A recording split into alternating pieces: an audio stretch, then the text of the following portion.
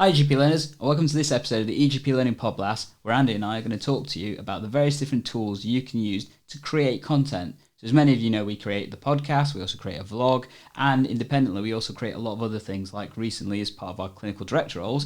I've been tweeting for a while and doing that on a weekly basis. Andy, you're kind of joining in with our challenge. Yeah, I'm joining in with the PCN Weekly Update Challenge. So look out on Twitter for the updates from our video updates from our PCN each week. Definitely. And we've heard of other places where other clinical directors are doing similar, where GPs are doing similar, and you can use this to communicate with whatever kind of group you want to, whether that's community of clinical directors, whether that's your networks themselves, or even patients. Actually, you can use this kind of tools to do so.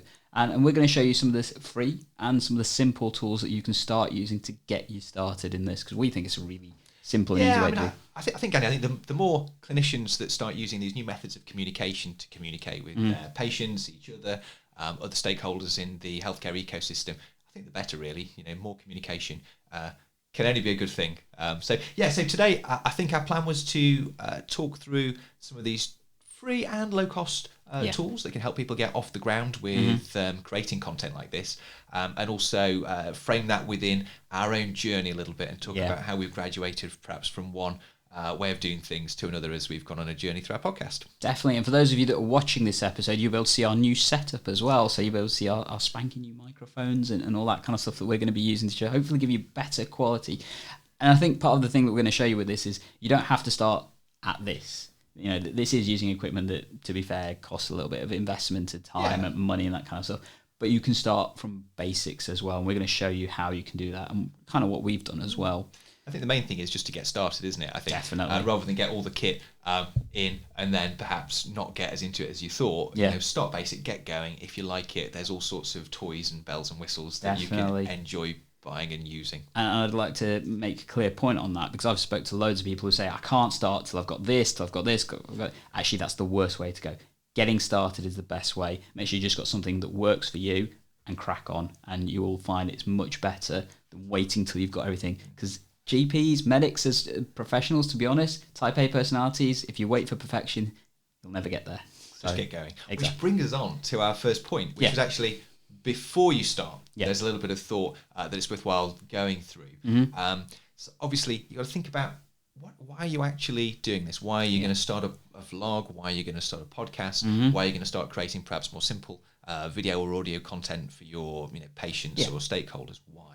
What's the purpose? Definitely. Any thoughts on that, Gandhi? So I think it's the message that you want to try and convey. It's important that that's a method that you're using that works for you, but also works for the people you're trying to communicate with. So, for example, at this moment in time, the fastest growing social media platform is something called TikTok, okay? Which I'm guessing most people haven't heard of.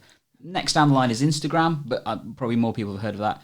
If I'll be honest, if you're going to try and relate to, for example, your practice patient population on TikTok or Instagram, whilst you may get a portion of them, you're not going to get a lot of them. So they may not be the best platforms, for example, for practices to focus on. And definitely not for clinical directors, because I can imagine very few GPs are going to be on those platforms for professional use. So using that as a platform and a route, not really ideal. So you do need to put a little bit of think of what's the best route to communicate with your community that works for you. Yeah, TikTok would be great for teenagers, of course. Definitely. Maybe if you've got specific services or a specific message to target that group, then that would be something to think about. But you're absolutely right. Think about where your audience is in terms of selecting your platform. The other thought I had was just in terms of why people might be getting these messages out there, because I know that one of the things that we're trying to achieve with the podcast is we're trying to support a community of primary care health technology enthusiasts and people who believe that using health technology better in primary care will improve things for patients and clinicians and improve workload and access and all of those things. So we're trying to focus on and serve that community. And I think a lot of the successful podcasts and vlogs out there have that kind of approach to focus on a community and perhaps a vision or a journey that community might be going on. So I think it's really worth thinking about that. And I know we gave that some thought. Yeah, I mean, it may be for you that, the best way to engage with people is through a blog, for example, because the more people are likely in the group that you're targeting for, that's going to work better for them.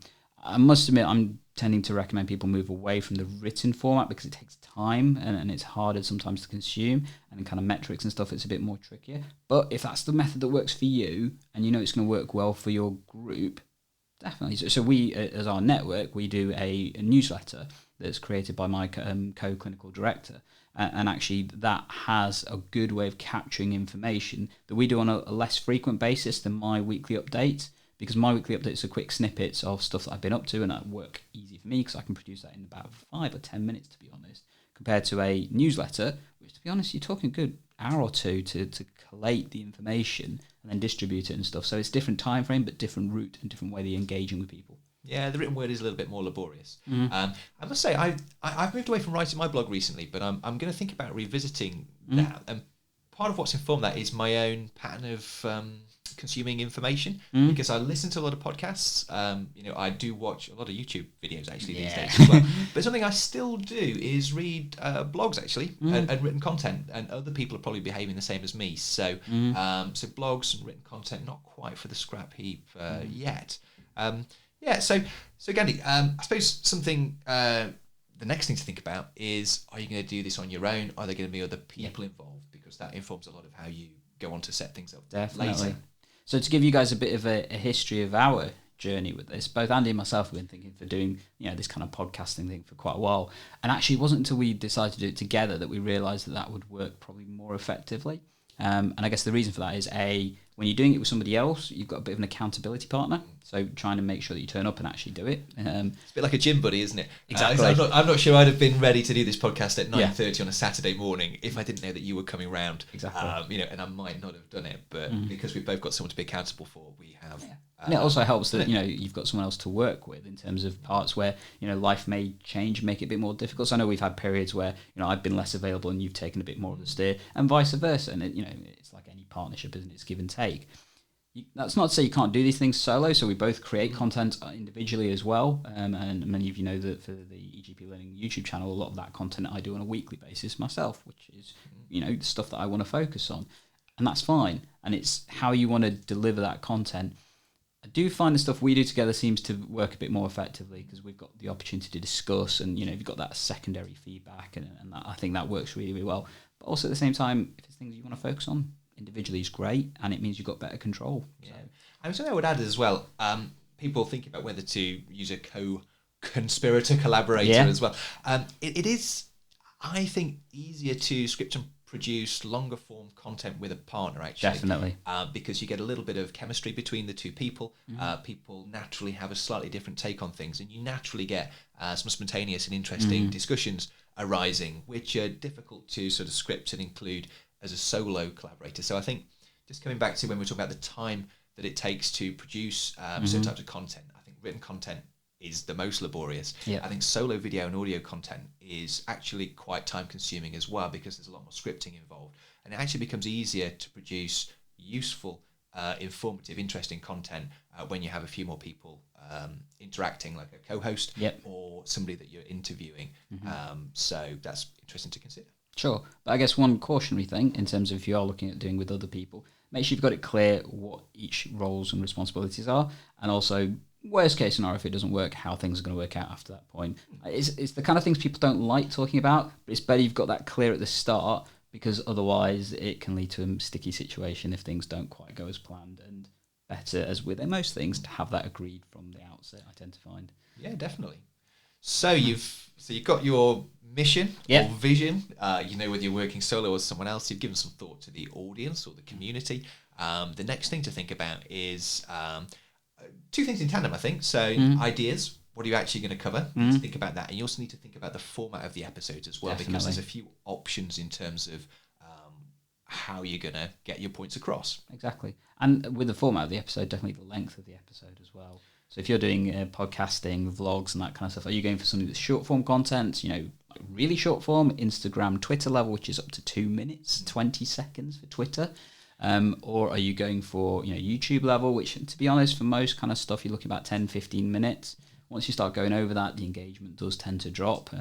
It's something that we're challenged with a little bit. Exactly. We tend to always aim for shorter episodes than we end up with. Yeah. I think we just have fun talking, don't we? Exactly. But then with podcasts, you've got the opportunity of going for much longer. I mean, podcasts can be anywhere from, a few minutes to a few hours. I mean, the most popular podcast there at the moment is Joe Rogan Experience, and he's well known for talking for 2 hours straight, pretty much. And that sounds like a long time, but he's one of the most popular podcasts in the world. So that's saying something, that people will listen to this content. So Gandhi, what are your top 3 formats for episodes? Just yourself, what are your top 3 So choices? I guess the different types that I use. So when it comes to my updates, as I said, I use Twitter. And the reason why I use Twitter limits you to 2 minutes, 20 seconds for a video update. And for me, for a video update for my network stuff on a weekly basis, 2 minutes 20, if I can't get it in there, it doesn't deserve to be in there. So that's my first one. In terms of the regular weekly content I do for the EGP Learning, I try to stick to no more than about 20 minutes, max 30 at tops, and that's for the video stuff. And for the podcast, we try and aim for similar sort of timeframes, but I know our deep dive episodes tend to max out about an hour, and that's because we spend a bit more time talking around the topics. And you'll find that with a lot of our more popular episodes, that actually people still listen to them because it's good quality content, and that's the key thing. Content is king. It comes down to the quality of information you're sharing. And if you're doing that, people will listen. Yeah, and I know we spend quite a lot of time thinking about what might be interesting for our community and what they may need to know or be interested in. And so there's a whiteboard just off the screen where we make some notes and brainstorm ideas.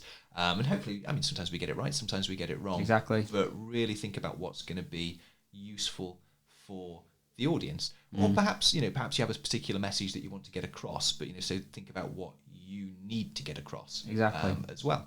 So a recent example of that, I did the primary care DES specification kind of review that ended up being almost an hour long. So that was on a Monday evening.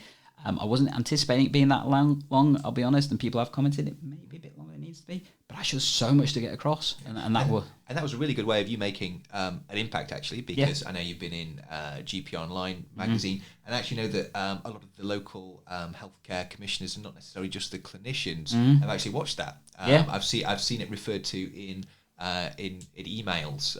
There was an email stream about the care home enhanced service, which I don't think you're in, but your vlog came up in that as well. So really impactful. So these things are a great way of making impact. And although we're talking to, mainly to our audience, which is generally clinicians and that kind of stuff, actually for, a lot of the CCG administrators, ICS kind of groups, and those people involved in these kind of content, we tend to get loads of massive, huge documents that get sent from high and above, from NHS England and GMCs and all that kind of stuff, and people have to summarise that information. And actually, this can be a really good way of getting engagement from your people. So I know I've mentioned this to our CCG, that when we get these massive documents from NHS England, actually, if they would, because they're going to go off, read them and summarise them and share the experience of what they are.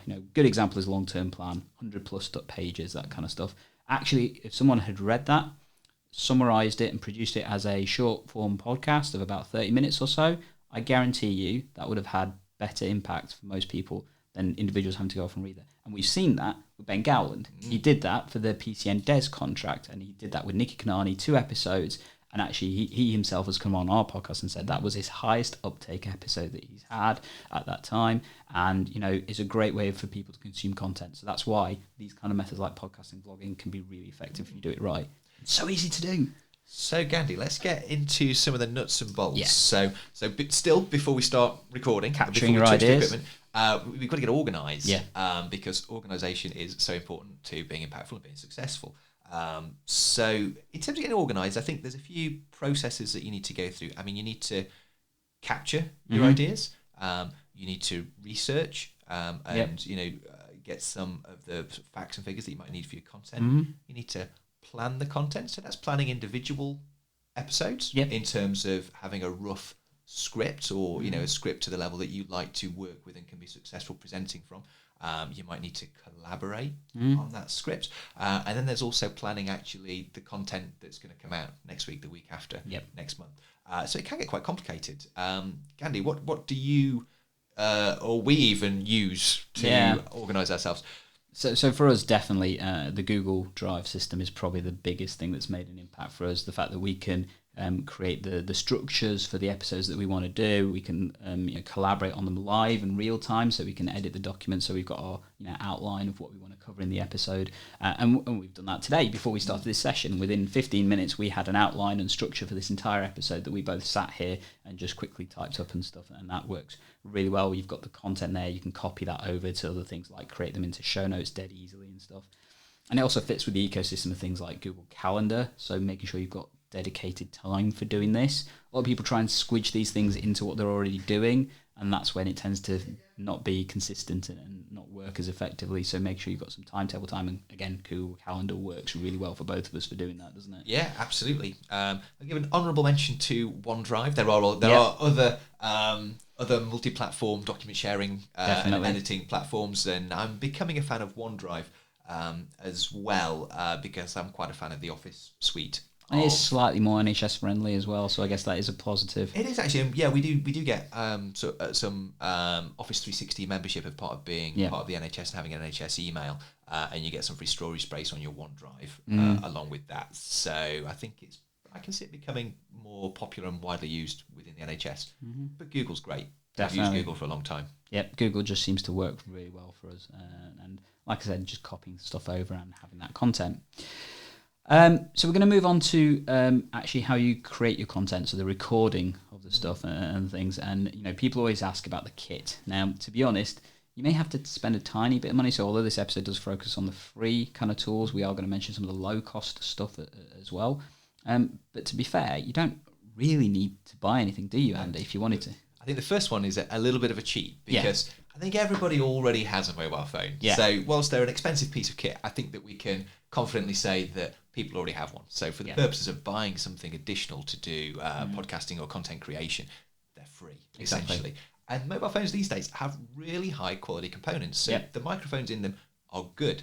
Particularly the cameras in some of the more higher end modern ones, particularly the iPhones, are amazing for capturing good quality video. So you can actually achieve a lot just with your mobile phone. Definitely. Recording from that. I think as a result of that, your mobile phone is very much the quickest and easiest way to create some of this content. So so my PCN updates that I do on a weekly basis, I simply just do that from my mobile phone. So camera on and just talk. And like I said, within 5 minutes, I've got content that I can share. And that's up to 2 minutes of that being the content itself. And that just works quick and easy for that update kind of thing. So you're definitely right. Mobile phones can work. Apple tend to have really good quality components in their phones. So although I'm not an Apple fan, I will concede that a lot of content creators, in terms of YouTube creators and that kind of stuff, will often cite that their main go-to item for mobile stuff is the iPhone. I personally prefer my OnePlus 7 Pro. I think it does a much better job, but that's debatable in terms of which side of the line you sit on and things. I would say actually the iPhone actually carried us quite a long way. I think as a podcaster, and we're only just sort of graduating from it. Exactly. Really. And just to talk about some of the simple things you can use with your iPhone to make it a little bit more effective. So the first thing that we got was a simple lapel mic. Yep. So or lavella mic, I think they're called. Lavelle mics, yeah. But these can simply plug into the audio. Do you remember audio jacks? Do you remember before they got rid of those? Well, you could plug it straight into the audio jack on your iPhone and have much better quality audio, particularly pinned in. I remember some of the earlier podcasts that we did was just with the lavella mic. Yeah. Just sat between us. Definitely. Really low tech. And plugged into the iPhone. So when our first episode was recorded on a £15 mic that we shared between us, and a condenser mic, which is the type of mic that captures audio from around the room, and basically just worked okay for that. We had to do a bit of processing, but actually the audio wasn't horrific. Yeah, I don't think it was amazing, but it was doable, and it's that whole concept of just getting started. It meant we could get started. Absolutely. And the good thing, if you're capturing video and audio together, then actually you're going to go a long way on your mobile phone. Definitely. I think just by upgrading the audio and using the inbuilt video capture. The next thing that I got, these are just some tips for iPhone users really, but a lightning to USB connector is really, I'm holding one up to the camera here, podcast listeners, really useful. So plugged into the lightning port, and you can then plug in USB microphones, and up to really high quality microphones, and actually you get you can benefit from the improved quality of the microphones, and it records the audio along with the video, so you don't have to resync the audio with the video or do any of that more complicated stuff. Time saving for your longer stuff and things, definitely. Yeah. So just lifting up the Blue Yeti mic. Yeah. This plugs straight into the iPhone. So the iPhone via the Lightning USB connector. So that was really useful. And drifting away from my microphone, the final thing to mention is sometimes you can tell that video is recorded on an iPhone or a mobile device. There's just something about the aspect ratio and the lens, and it all looks the same. So if you want to look a little bit different, or perhaps capture a wider scene, these clip-on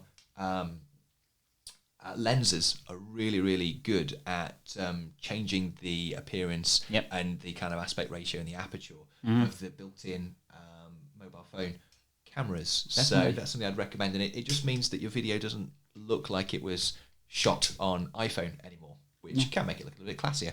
That's my iPhone rant over for the moment, Gandhi. Fair enough. And I guess, we mentioned some of our other kind of kit that you can look at. So if you did want to upgrade, if you didn't want to use the free kind of tools and wanted to put a little bit more quality on, to be honest, you're not going to go far wrong with having something like the Blue Yeti as your go-to mic. So it's a USB condenser mic. It's probably one of the best value ones on the market in our perspective, not only for individual content creation, but also, we've used this for various things. We've used it for video conferencing, we've used this for events. It's just very versatile. Big fans of it. We are moving slightly away from using that for our podcast episodes, just because we're trying to get better quality audio. And I think in terms of, the Blue Yeti is a great place for many people who just want simplicity and ease to start with, because it just does everything and it patches into a program that we're going to talk about in a second, and it just works. There's no complicated elements with it at all. So, talking about recording, might be worth talking about some of the sort of popular software that we use. So, Audacity. Let's come to that in a minute. But I think Zoom and Skype. Have you got a few things to say about that? Definitely. So originally we started off with Skype in terms of trying to capture a lot of our both audio and video kind of episodes and stuff, and you'll see the kind of natural changes that happened over the journey of our podcast and stuff. When you use Skype, you kind of have to use other software to help you record it, because it doesn't have inbuilt record. I think it does now, actually, so it has changed. But when we started Skype, you couldn't record directly through Skype itself. You had to use something else. Which we used Call Recorder, which was cost a pittance, wasn't free, but that was really useful for recording the Skype calls. But then Zoom came along, and Zoom just allows you to record everything, and is fantastic. Exactly. So our preferred tool for recording our podcast, where other people are joining us and dialing in, or video kind of talks and stuff and things, is definitely Zoom as a platform. It is free to use, so you can use it for free, but you do have a limit of up to 40 minutes when you've got more than two people around. So just to be cautious of that, and if you do, then I'm afraid you do have to pay for one of the plans and stuff.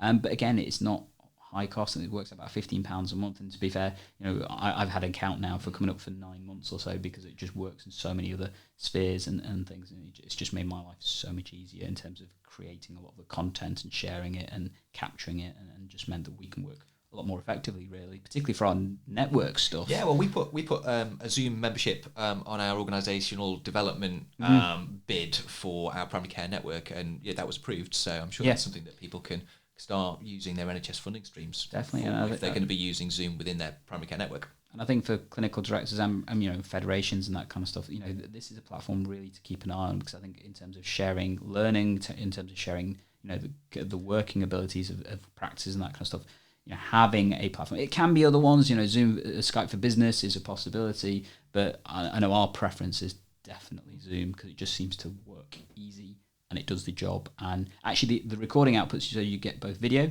and audio, and you get separate audio as well for each person interacting with it as well, which from a podcasting perspective works really well.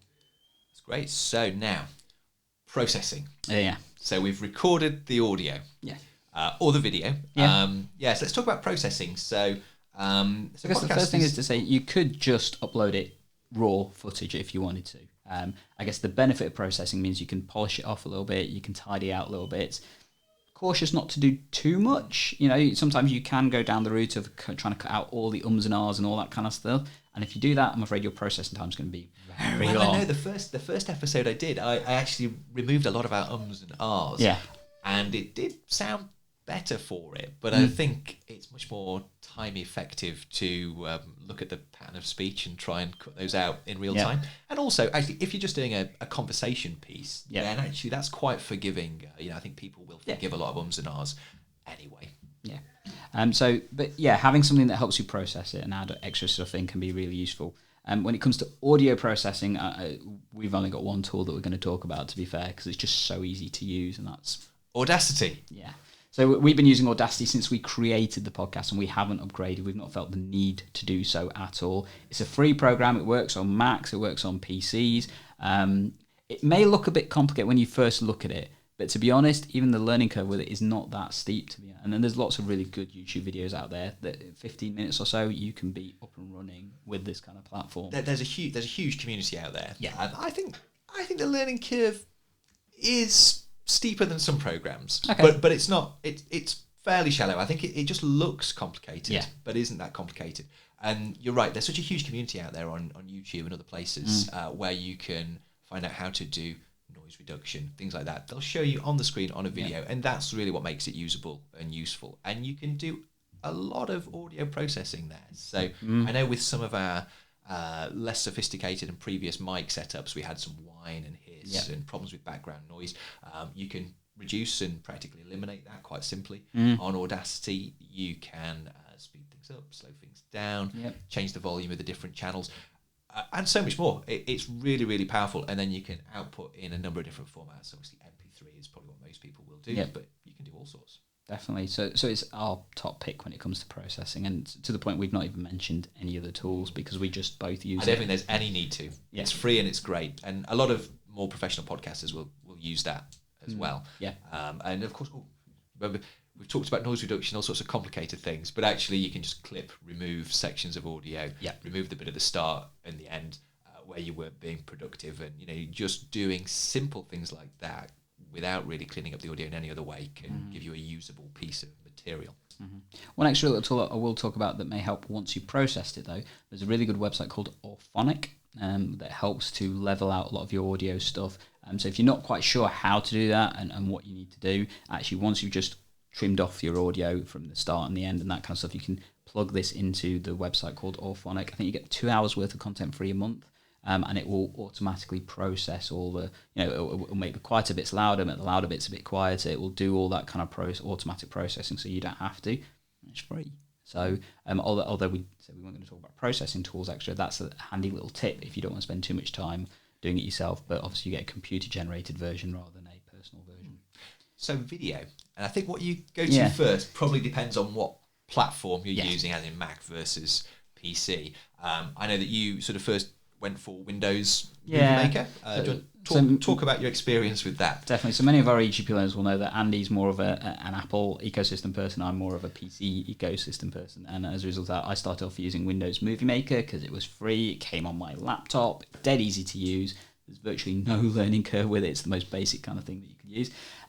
Windows have got rid of that now. So the current PCs and stuff now come with the newer version, which I think is just called Microsoft Video or something like that.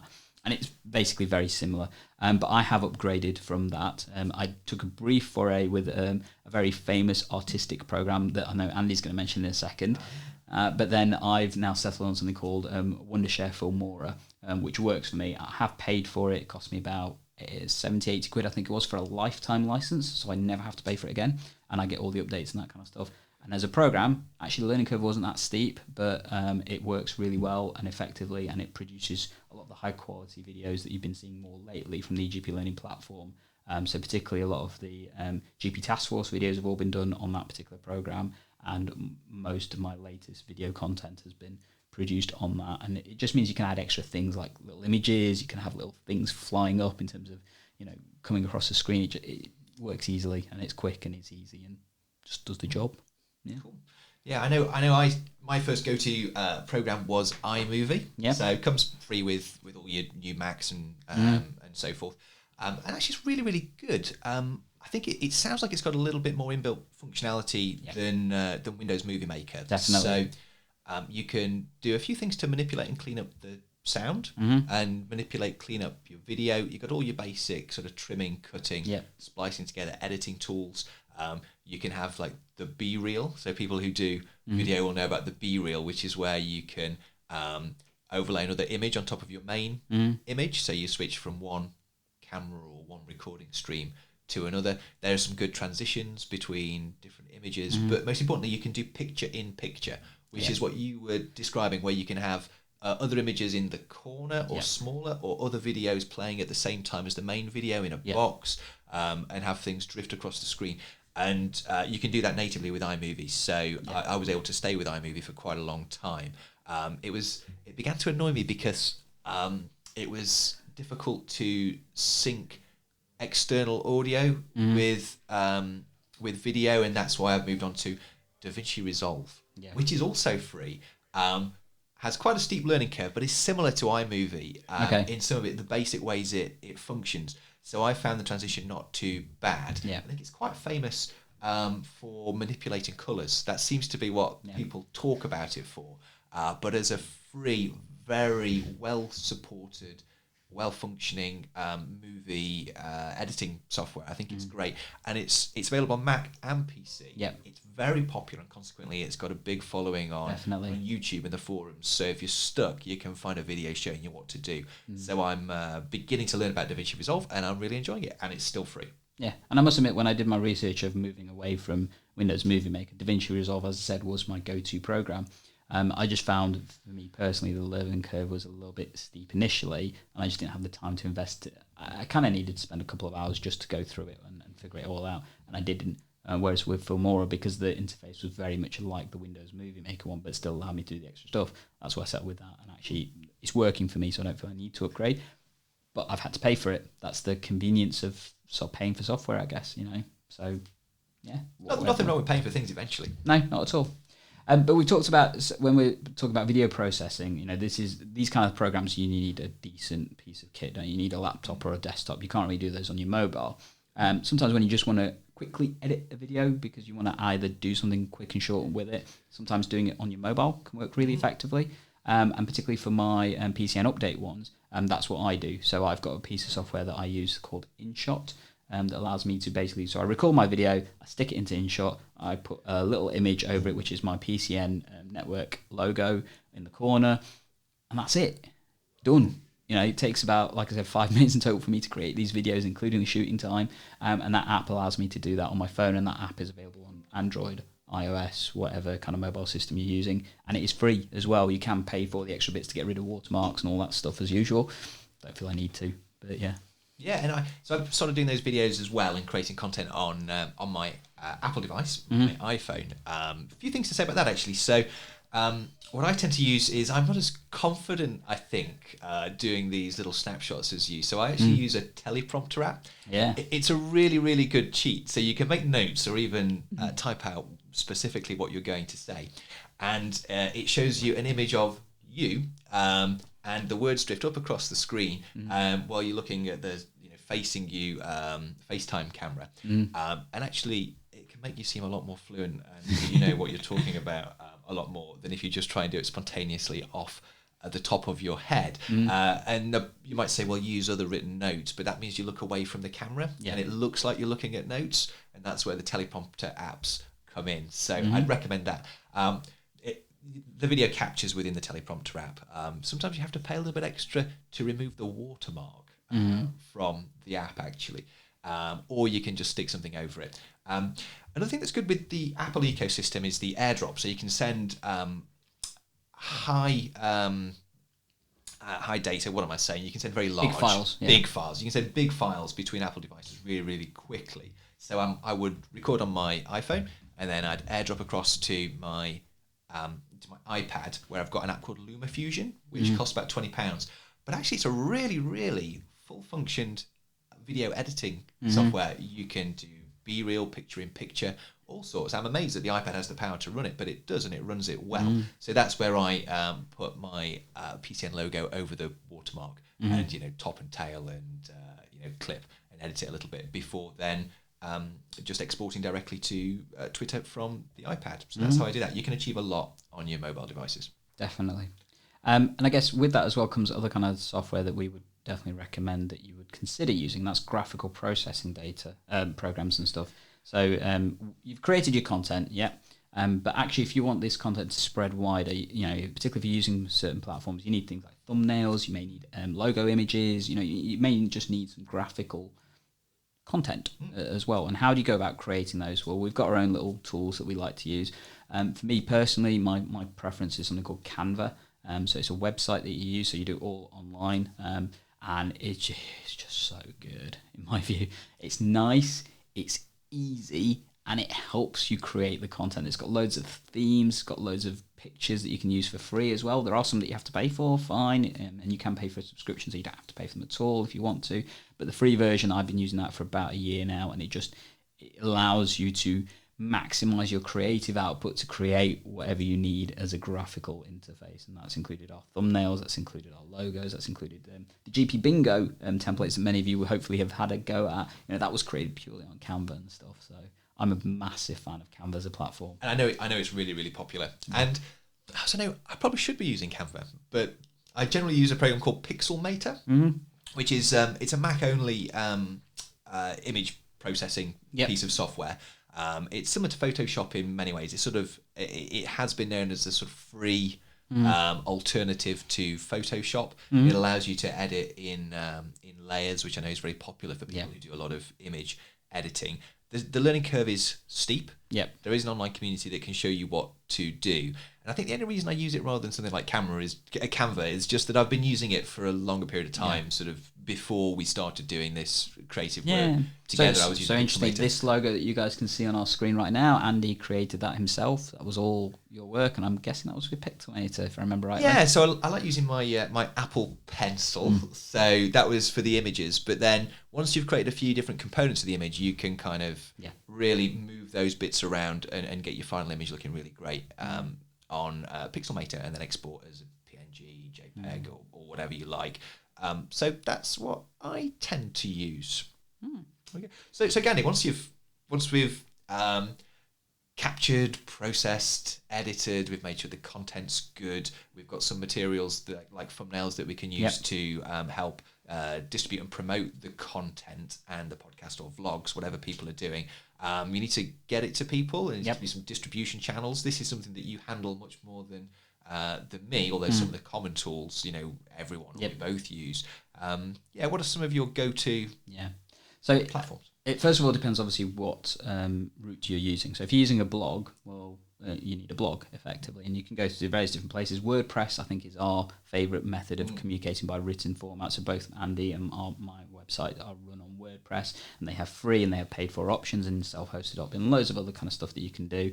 There are other blogging platforms and website platforms like Wix or Google Blogger, that kind of stuff that you can use. So they're pretty easy to go off and create if you're doing written content. And there's nothing to say you can't stick all this other stuff into the websites and things. So that's what we do. Our weekly content I put on a website page or on my website. It's so easy to embed, isn't it? They make it so easy for you. Yeah. But if you're talking about podcasting, so it's important to understand how a podcast effectively works. So you create an audio file that you then have to share. But the problem is it's not just as simple as sharing a podcast. They need to be able to play that podcast file. So you need to ideally send it to a distribution network. So that can either be a hosted platform, or that can be somewhere like iTunes and that kind of stuff. But you still have to have had it hosted somewhere else before it go to iTunes. And you kind of want it to go to iTunes because that's the largest distribution network at this moment of podcasting content. So coming up quickly is Google Podcasts, and coming up as well is Spotify.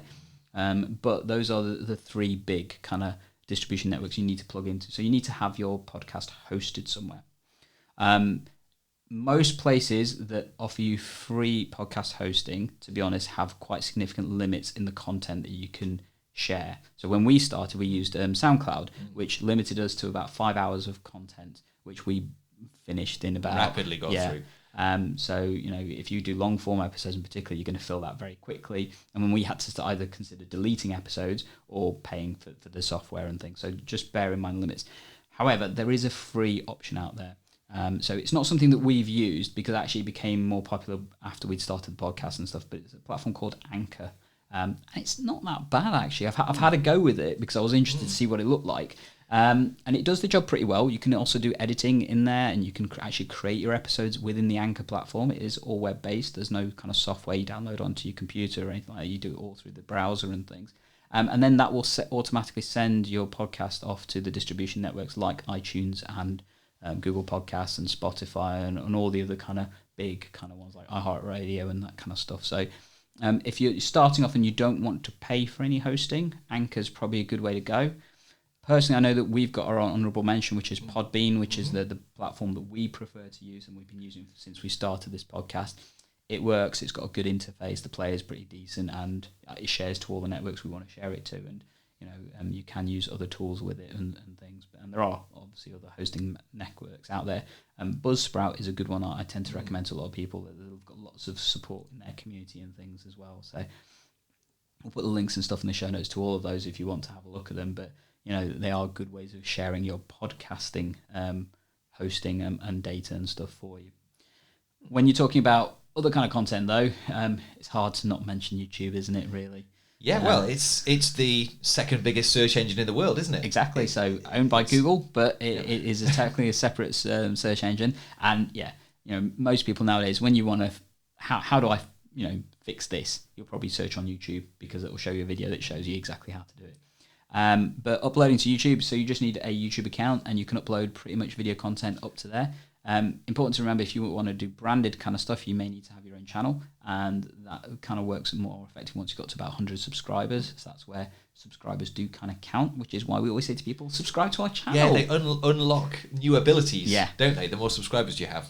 But the benefit of a YouTube platform is it's so easy to share. You can just send a person a link and they can watch the video however they want and engage with it. And, we've often said to people for our content, you can play the audio content as well, stick it on 1.2 speed so you can get through it a little bit quicker, and you don't actually have to watch the screen because you're still listening to it and things. So as a podcast, I know there are podcasts out there that use YouTube as their distribution network. Yeah, well, I'm always astonished because you'd think because of the file sizes that that video hosting would be more expensive than audio hosting because you have to pay for podcast hosting. You do. Yeah, YouTube provide video hosting for free. I suppose it's the power of scale and an advertising model around that. But I'm always astonished by that, given how much more storage you need to host one of those video files. Particularly when you go into things like 4K and that kind of stuff. I mean, these file sizes can be huge. I mean, I know some of our longer episodes have hit 1-2 gig of data in terms of once we've uploaded them, but that's all for free compared to our podcasting, which some podcasting platforms actually limit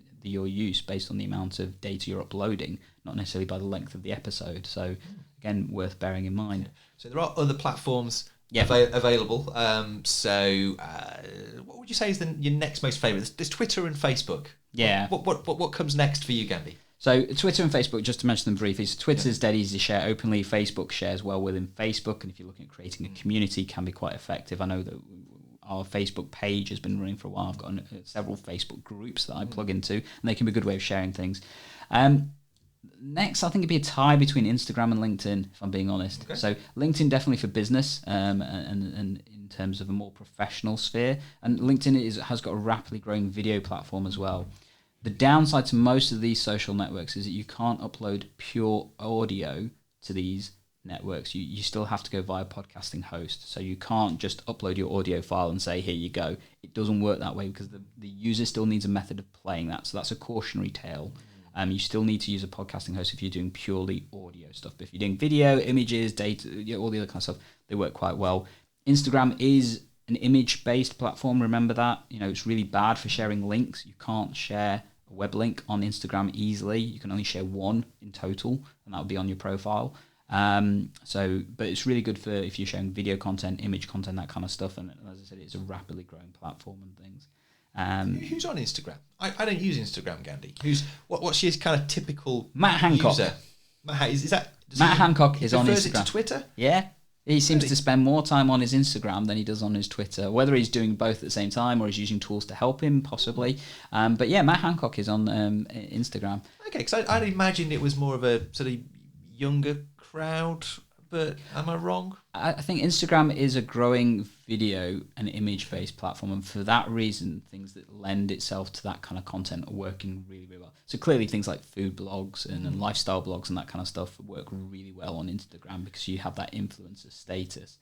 How you engage with it is a bit more challenging. I'm not a big fan personally of Instagram. It doesn't click in my head compared to other things like Facebook and Twitter. They click in my head a lot more effectively.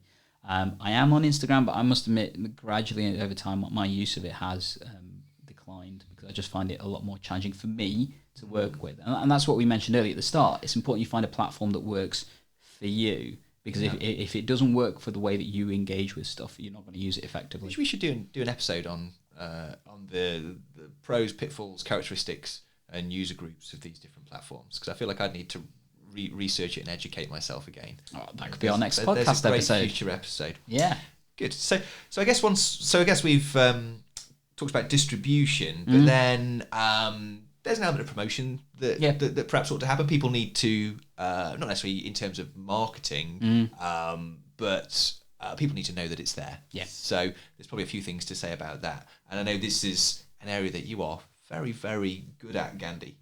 You're very active on social media, much more so than I am. So how are you going to promote? So this episode, when we're promoting it, talk us through how you're going to do that, or what options you might have available for this one. If you're picking just one platform and that's all you're going to focus on, which is actually how I tend to recommend to most people that you start, pick the platform that works best for you and focus on that. However, if you do want to branch out and go to other kind of platforms and stuff, then it's better, I tend to find, if you use basically a sharing platform. So there are software pieces out there that can help you share to multiple different platforms at the same time, and that obviously has the benefit of saving you time. So there's various different things out there. If you're focusing mainly on Twitter and you want to schedule tweets, so there may be, you've blocked off Wednesday afternoon to do all of your kind of promoting, creation kind of work, but you want to release those tweets drip fed over the week and you don't want to have to keep going back and forth and that kind of stuff, then you can use something like TweetDeck, which is a free piece of software. If you have a Twitter account, you can use it for free. Just go to TweetDeck because it's owned by Twitter as well. And that's a software that allows you to schedule your tweets for free. So you can just, you can set it. So I want this tweet of my content to go out on a Friday afternoon. I also want it to go out again on Saturday morning. And you can do that dead easily. It's just like creating it, and then you just put the time that you want it to go out. Done. Nice and easy. Free or free? Paper? As I said, it's owned by Twitter. So if you have a Twitter account, you just go to TweetDeck and then you put in your same details and it'll create you a TweetDeck account. How many can you queue up? I'm not sure actually. There probably is a limit. I think it's 50 from memory serves me right. Feel free to correct me out there, people, if you want. But for a weekly basis, dead easy to do. And if you're just on Twitter, that's definitely a good way of doing it. The problem comes if you're using other platforms, because then you kind of need to look at other pieces of software. There's various different platforms out there that will do this job for you. In terms of ones that I suggest, so definitely the market leaders are the companies like Buffer and Hootsuite. The reason I don't use those is because in order to get a lot of the functionality that I would need, I'd have to pay for them, and their initial costs are quite steep. They do have, I think, Buffer's got a free account, if I remember rightly. Yeah, so does Hootsuite. The Buffer, so I've got a Buffer free account. It's good. You can link, I think, 3 different social networks, so you can send out content on a number of different platforms. You can queue up 10 messages, which isn't a great deal. I think it's 10 per, as in 10 messages that can go out on 3 platforms. So I guess 30 messages in total. And you can schedule them when you like. The good thing I like about Buffer is there's a good plugin for your browser, and you can set it up as a sort of destination you send things to within iOS at least. Okay. So if you come across interesting content somewhere else, you can send to Buffer and it will automatically queue it up for all of your social media accounts, which is good, but you're limited to 10 posts with the free account. And you're right, if you want more, there's a really, really steep pricing structure. I think it goes up to something like £40-50 a month. It's quite a jump. It's ridiculous. So that's probably, I think Hootsuite, you can queue up about 30 things, and it's very similar. And again, there's a steep pricing structure. But for a lot of people, 30 queued up tweets probably do enough. I think. I think provided you're organised. When you're starting out, definitely. The ones I tend to recommend, so the one I use personally is something called Papabox. So this is a relatively new company, and the reason why I got this was because I actually got it on what's called a lifetime deal. So this is when the company started out. They basically offered a deal that for life you can have a certain amount of stuff for free, and it's more than I would need in terms of my capability. So that's why I've gone for that. I'm nowhere near hitting the limits that they put on that lifetime deal. And unfortunately, that lifetime deal is gone, I'm afraid. Oh, no. So you can't get that, but their yearly package deal that they offer every now and again is actually still very good value, much better value than paying for the content that you get from things like Hootsuite and Buffer. And it plugs into all the networks I want it to. So it plugs into Twitter, Facebook, LinkedIn, YouTube, and Google My Business, which is an interesting one for practices. I'll be covering that in an upcoming episode of the EGP Learning YouTube kind of program. So definitely worth having a look at. However, if you're starting out and you're wanting a good free option with lots of reasonable amount of messages that you can send, the one I recommend is something called Crowdfire. Really easy to use. The free platform, I think, plugs into 3 or 4 networks, which for most people will be more than enough to start off with, and there's no limit on the messaging. So in terms of sending out messages, it works quite well. I need to look at that one then. So I find it quite easy to use, and that's what I recommend to practices in particular, because most practices, when they start on social media, are only going to be on 1 or 2 at the most. I tend to find 3 platforms, because those are the ones that speak better for practices and things. And similarly, to be honest, for clinical directors and that kind of stuff, to be honest, it's unlikely to be more than 2 or 3 platforms. So typically Twitter and Facebook, the most of them will focus on. So you just want something that saves you a bit of time, and that does it well, really. Excellent. Cool. Yeah. So we're almost at time to wrap up. I hope all of those tips of them mostly free, but often paid for at a low cost. Tips and tools for starting to create video and audio content will have been useful for people out there.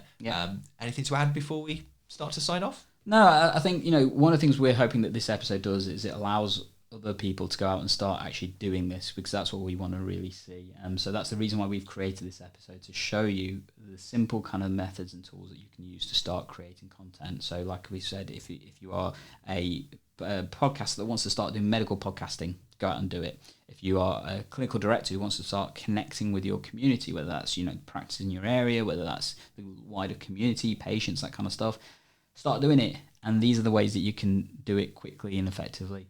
I guess one little thing that I'm going to mention from a medical perspective, when you start giving medical advice and information, do check your indemnity. That's something that you will need to be careful of, because it won't be covered under your NHS resolutions. So you will need to speak to your indemnity company if you're talking about medical advice. So a lot of stuff we do doesn't come under that banner, because it's perspective rather than opinion, rather than actual advice about medical conditions and that kind of stuff. But if you are going in that medical advice route, just check with the indemnity company that you are covered. So just a little cautionary thing again. Absolutely, tread carefully, but there's a lot that you can do. A lot of positive impact that you can have without going down that route. So much and good to stuff. be honest, I've even inquired about this. It doesn't actually significantly raise your indemnity unless you are doing quite a big chunk, and particularly it's more the paid media work that you're doing and stuff. If you're doing lots of that, then that's when it does start to affect your indemnity. But actually being paid for doing it then, so that's generally fine as long as it works out from a business perspective. But for general advice and that kind of stuff, you do have a bit of coverage and stuff, but always just check as ever. Yeah, so I'm looking forward to seeing if and what people do with this information. If people start creating some of their own content, it would be great to share that with us, at us in, mention us on Twitter or whatever platform that you're sharing on. Be lovely to see I think if you are watching this episode and thinking that actually I want to go off and do some of this stuff, both myself and Andy more than happy to try and help support people in terms of doing that and things. But also share it to us. Let us know what you've done as a result of watching this episode, because that's what we really want to see. We want to see more people doing this kind of things, and hopefully we will see that. Like you said, you can contact us on Twitter. So I'm at Dr. Gandalf52. At Dr. A.W. Foster. Yeah, we're available on our Facebook page, EGP Learning, as well as YouTube, Instagram, LinkedIn. As you've heard, we're on almost every social media platform going. If you're listening to the podcast, please leave us a comment and a review in particular, especially if you're on iTunes. It really does help us in terms of sharing our content and stuff. And if you're on the YouTube channel watching us, definitely leave us a like and a comment. I'd really appreciate that. And subscribe. Help us unlock some of those new features. Yeah, we're growing every week, and actually it's because of you guys watching this content, and we love the fact that you do so. But feel free to contact us. Feedback's what we thrive off, and hopefully means that we can continue to create more of this content for you guys. Yeah, and know what you want and serve the primary healthcare technology community better.